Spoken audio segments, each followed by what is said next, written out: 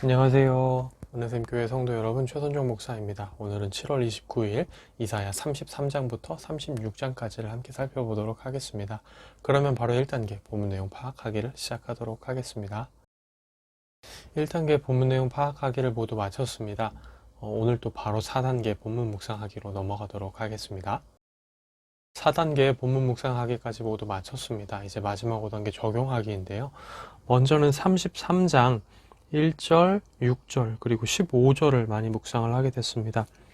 33장 1절에 이렇게 얘기를 하죠. 너 학대를 당하지 아니하고 또 학대하며 속이고도 속임을 당하지 아니하는 자여 화 있을진저. 내가 학대하기를 그치면 내가 학대를 당할 것이며 내가 속이기를 그치면 사람이 너를 속이리라 라고 얘기를 합니다. 학대를 당하지도 않았는데 다른 사람을 학대하던 사람, 그리고 속이고 속임을 당하지 않는 자, 이게 화가 있을 거라 얘기를 합니다. 그러면서 이후에 이렇게 얘기하죠. 네가 학대하기를 그치면 너가 학대를 당할 거다라고 얘기를 합니다. 그러니까 여기서 학대를 하던 사람이 학대를 그친다라는 게 내가 학대하던 것을 잘못했으니까 이제 뉘우치고 하지 말아야지가 아닙니다. 더 이상 학대할 능력과 조건이 되지 않아서 학대를 멈추게 되는 때를 얘기하는 거죠. 그렇게 되면 이제 본인이 하던 학대를 자기가 당하게 될 거다라는 얘기입니다. 어느 때에는 자기가 학대를 했지만 어느 때가 되면 더 이상 학대를 하지 못하고 학대를 당하게 될 거다라는 말이고, 남들을 속이던 자는 속이기를 더 이상 못하게 될 때가 왔을 때 그가 오히려 속게 될 거다라고 얘기를 하십니다. 그러니까 하나님이 이렇게 얘기를 하시는 거죠. 남에게 악을 행하던 자는 때가 지남에 그가 똑같은 악을 당하게 될 거다라고 얘기를 합니다. 우리가 거짓말을 정말 많이 한다라고 한다면 우리가 어느 날 그 거짓말로 큰 화를 당하게 될 거고요. 우리가 무언가 폭력으로 어떤 것들을 자꾸 해결하려 한다면 그 폭력으로 우리가 당하게 될 날이 올 겁니다. 우리가 다른 이들에게 무례하게 그렇게 막 행했다면 우리가 그런 또 무례를 당할 날이 온다는 얘기고요. 우리가 행했던 악을 우리가 그대로 되돌려 받게 될 것을 얘기합니다. 그러면서 6절에서도 얘기를 하는 게 뭐냐면 여호와를 경외함이 내 보배다 라고 얘기를 합니다. 우리가 이런 악을 떠나고 여호와를 경외하는 삶을 살아야 된다는 거죠. 우리가 여호와를 경외할 때 그것이 우리 삶의 가장 중요한 보물이 된다라는 겁니다. 무엇으로도 바꿀 수 없는 우리 안에 가장 소중한 것, 여호와를 경외함이라는 거죠. 왜냐하면 여호와를 경외하는 것은 여호와를 경외하는 것에 대한 정당한 하나님의 은혜가 우리에게 또 베풀어질 것을 기대할 수 있기 때문입니다. 악을 행하는 자에게는 하나님이 악으로 갚으시지만 선을 행하는 자에게는 하나님이 선으로 갚으신다라는 거죠. 그렇기 때문에 우리 안에 여호와를 경외함이 있다면 그것이 무엇과도 바꿀 수 없는 가장 소중한 보물이 우리 삶에 된다는 겁니다. 15절은 이렇게 얘기를 하죠. 오직 공의롭게 행하는 자, 정직히 말하는 자, 토색한 재물을 가증히 여기는 자, 손을 흔들어 뇌물을 받지 아니하는 자, 귀를 막아 피 흘리려는 꾀를 듣지 아니하는 자, 눈을 감아 악을 보지 아니하는 자라고 얘기를 합니다. 이런 사람들, 16절에서 그 사람들이 받을 대가를 얘기합니다. 높은 곳에 거하고 견고한 바위가 그의 요새가 되며 그의 양식은 공급되고 그의 물은 끊어지지 아니하리라. 이렇게 하나님이 모든 삶의 필요를 채워주신다는 거죠. 16절은 단순히 우리가 먹을 것을 공급받는다는 얘기가 아닙니다. 우리가 살아가는 데 있어서 필요한 모든 것을 하나님이 채워주실 거다라는 얘기죠. 모든 사람은 먹고 물을 마셔야 됩니다. 그 필요가 기본적으로 있죠. 하나님께서 그 사람에게 필요한 모든 필요를 다 채워주시겠다는 얘기입니다. 높은 곳에 거한다라고 얘기를 합니다. 높은 곳에 거한다는 것은 그만큼 사회적 지위가 높고 사람들에게 우러름을 받으며 높은 대접을 받는다는 얘기죠. 높은 곳에 있다는 것은 담임 목사님께서도 설교에서 한번 얘기를 하셨지만 왕궁과 신전 같은 것들만 높은 데 있을 수 있었거든요. 이렇게 우리가 생각을 해보면 우리가 왕같이 존귀해지고 높아지고 사람들에게 우러름을 받게 된다라는 겁니다. 존경을 받게 되고 견고한 바위가 그의 요새가 된다. 누가 우리를 공격할지라도 우리가 흔들리지 않는다라는 거죠. 누가 공격할지라도 그것을 능히 방어할 수 있고 우리가 그 공격으로 인해 다치거나 쓰러지지 않는다는 얘기입니다. 아무리 누가 우리를 해하려고 해도 우리는 결코 넘어지지 않는다라는 거죠.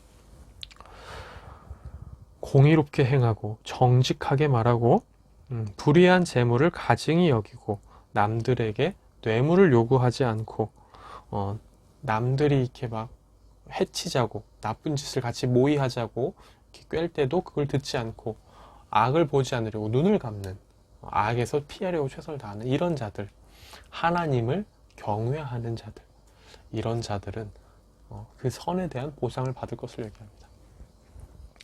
때로는 적당히 타협하는 게 우리에게 가장 좋아 보일 때가 있습니다. 때로는 너무 말씀을 따라 사는 것이 넌 너무 지나쳐. 너는 그렇게까지 해서는 안 돼. 너는 그렇게 하면 사람들 다 떠나가. 너 혼자 의로운 척 하지 마. 너 혼자 뭔가 대단한 척 하지 마. 너 혼자 세상 사는 거 아니야. 이런 식으로 누군가가 우리를 매도할 수 있습니다.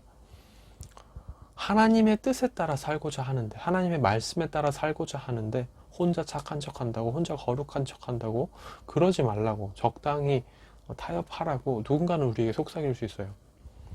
근데 우리는 그 사람들의 인정을 받으려고 예수님을 믿는 게 아니죠. 사람들에게 나는 적당한 종교인이야 라는 것을 보여주기 위해 예수님을 믿는 게 아닙니다. 우리는 하나님 앞에서 살아가는 사람들이죠. 하나님 보시기에, 사람들 보기에 말씀 따라 살아가야 됩니다. 혹은 믿는 사람들이라 할지라도 우리에 대해서 너 너무 지나쳐, 너 그렇게까지 말씀 따라 살 필요 없어, 너 현실을 좀 생각을 해, 현실을 생각할 때 너 그렇게까지 하면 안 돼, 너 혼자 왜 그렇게, 세상에 너 의인이 너 혼자밖에 없어, 왜 이런 식으로 매도할 때 그런 말에도 우리가 흔들려서는 안 된다라는 거죠. 우리가 가장 먼저 신경 쓰고 우리가 가장 먼저 바라봐야 될 대상은 하나님이십니다. 이 행동이 정말 하나님 보시기에 지나칠까? 이 행동이 정말 하나님 보시기에 나 혼자 의로운 척 하는 것일까? 잘 생각해 봐야 됩니다. 그리고 99% 혹은 100% 그런 생각의 결론은 아니다가 되겠죠. 하나님 앞에서 하나님의 말씀을 따라 살아가려고 치열하게 노력하는 게 왜 하나님 보시기에 이렇게 지나친 게 되겠습니까? 너무 원리 원칙에 이렇게 사로잡혀서 본질을 잃어버리면 안 돼요. 그런 경우를 얘기를 하는 건 아니지만, 그러니까 예를 들면 이런 겁니다. 제가 예전에 이제 한번 예로 들었던 거기도 한데, 하나님 앞에 예를 들어서 서원을 했다라는 거죠. 하나님, 제가 새벽 기도를 매일 가겠습니다. 한 달 동안은 특별히 하나님 앞에 새벽 기도를 드리는 기간으로 잡겠습니다. 서원을 했다고 해볼게요. 그럼 그 하나님 앞에 한 서원이 너무도 중요하니까 무조건 난 지켜야 돼 봐 이렇게 할 수 있습니다. 이제 그것을 잘 지켜나가는 것도 중요한데, 예를 들어서 안 믿는 친구가 어느 날 한번 이렇게 막 밤에 술 취해서 전화를 한 거예요. 나 너무 힘들어. 혹시 나와줄 수 있어? 근데 이제 새벽 기도를 가려면 시계를 보니까 밤 10시예요. 지금 자야 됩니다. 그래야 새벽에 일어날 수 있어요. 새벽 기도를 갈 수 있습니다. 근데 거기서 미안해, 나 새벽 기도 가야 돼, 못 갈 것 같아, 끊어 라고 하기보다는 하나님을 사랑하고 이웃을 사랑하는 데 있어서, 이거는 분명히 하나님 앞에 서원하고 헌신했던 거지만 막 제가 내일은 피곤한데 가기 싫은데 그래서 이제 핑계를 일부러 잡은 게 아니라, 정말 갈급한 어떤 친구가 너무 힘들다고 좀 같이 와줄 수 있냐고 얘기를 했을 때 이제 그런 상황인 거잖아요. 그럼 우리가 이제 잘 생각을 해봐야죠. 이 상황에서 그래도 난 하나님께만 헌신한 게, 서약한 게 있으니까 난 무조건 이렇게 해야 돼 라고 생각할 수도 있지만, 한편으로는 이게 마음이 하나님을 떠나서 그런 게 아니잖아요.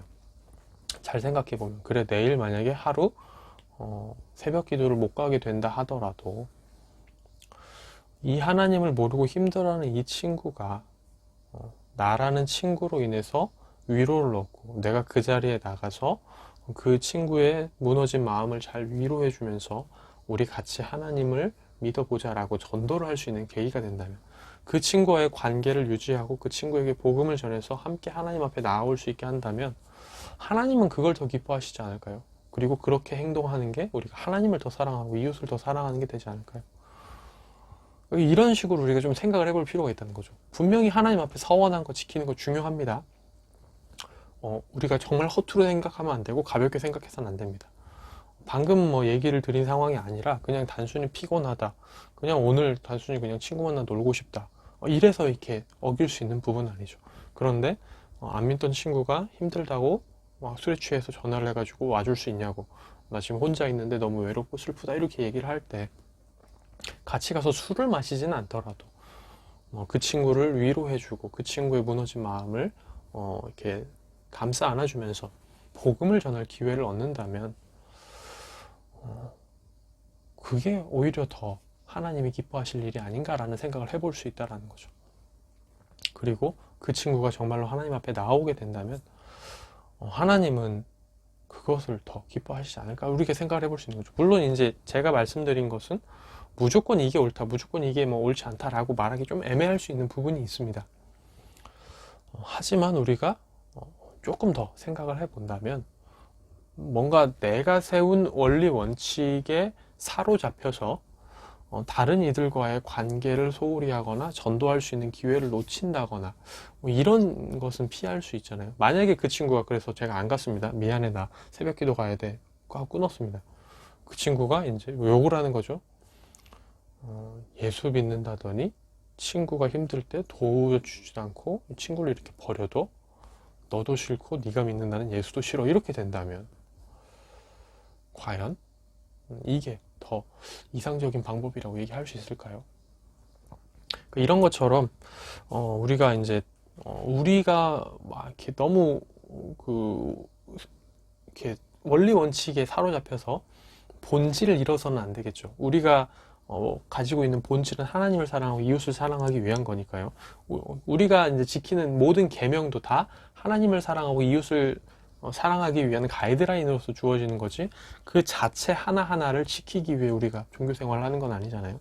그러니까 그 하나하나를 지키게 된다는 것은 오히려 메인은 종교 생활이 될 수 있지만 우리가 신앙 생활을 한다는 것은 하나님의 뜻과 하나님의 마음을 알고 하나님을 사랑하고 이웃을 사랑하기 위한 본질을 추구하는 삶이니까 이런 것들을 좀 생각해 볼 수 있을 것 같은데요.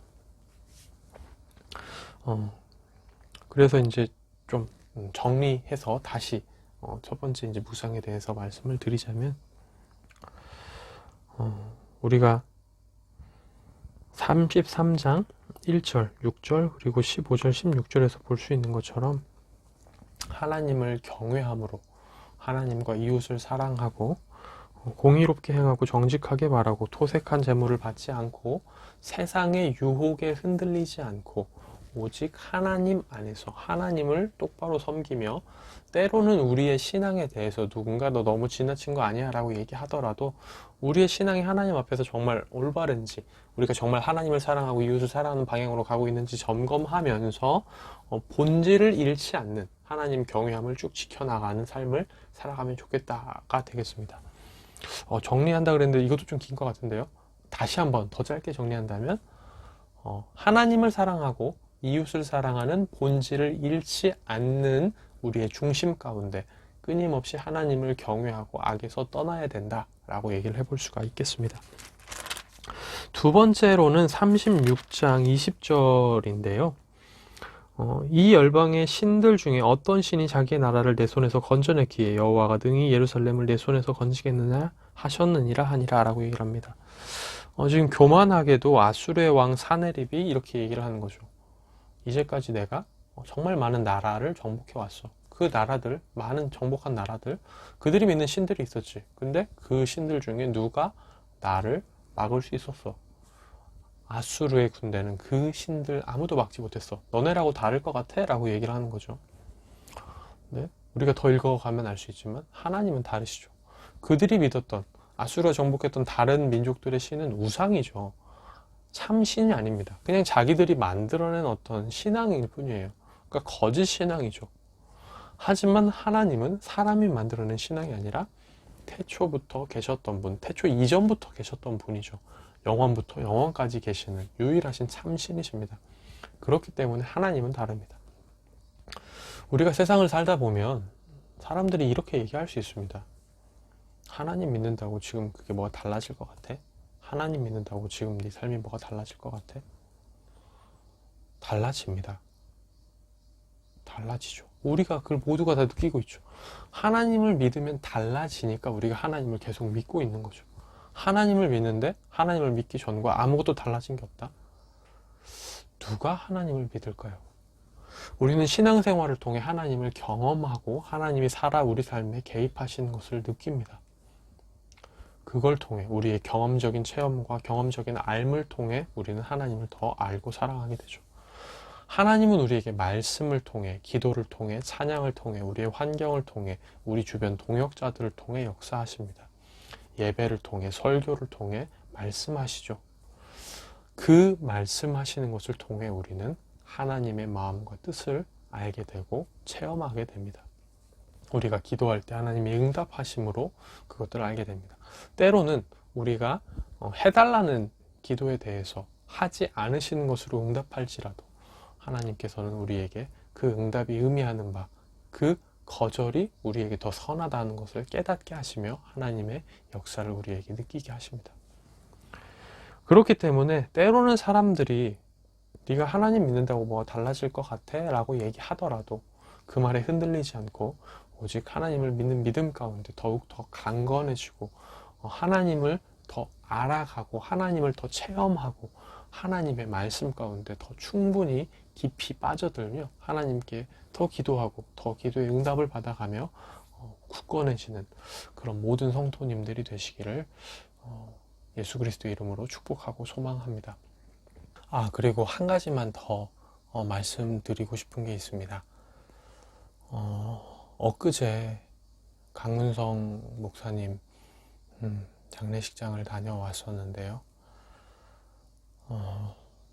아직까지도 조정필 권사님께서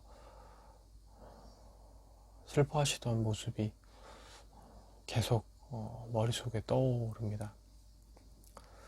건강하셨던 분이 갑자기 심장마비로 떠나게 되셨을 때 마음의 준비도 안 돼 있는 상태에서 사랑하는 남편을 잃으신 그 슬픔이 과연 얼마나 클지